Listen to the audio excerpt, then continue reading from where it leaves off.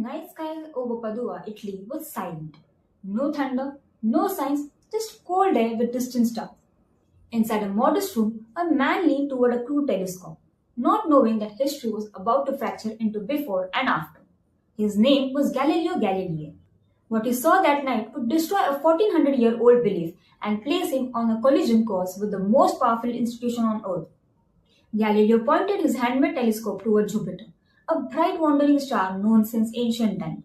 But something was wrong. Beside Jupiter were three tiny points of light, perfectly aligned, too precise to be random stars. Night after night, Galileo watched, and then he realized something terrifying. The lights moved. They did not orbit Earth. They did not stay fixed. They just revolved around Jupiter itself.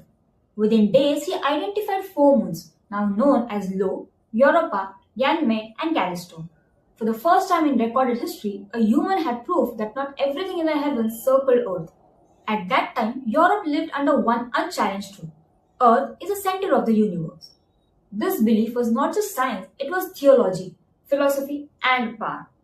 If moons could orbit Jupiter, then Earth was not special, not central, not chosen. Galileo had just provided visual evidence supporting Copernicus' forbidden idea that Earth itself moves around the sun. This was not a scientific debate, this was a hearsay. Galileo published his finding in Citrus, moons.A, the starry messenger. Europe gasped. Scholars argued. Church authorities watched closely. At first, Galileo was praised, but admiration quickly turned into fear. If the church was wrong about the heavens, what else could be wrong? Years later, Galileo would be summoned, interrogated, and forced to kneel before judges who demanded he deny what his own eyes had seen. The telescope that revealed the truth became his evidence of guilt. This was not just about moons, it was about truth versus authority, evidence versus doctrine, observation versus belief. On 8th of January 1610, humanity learned something irreversible.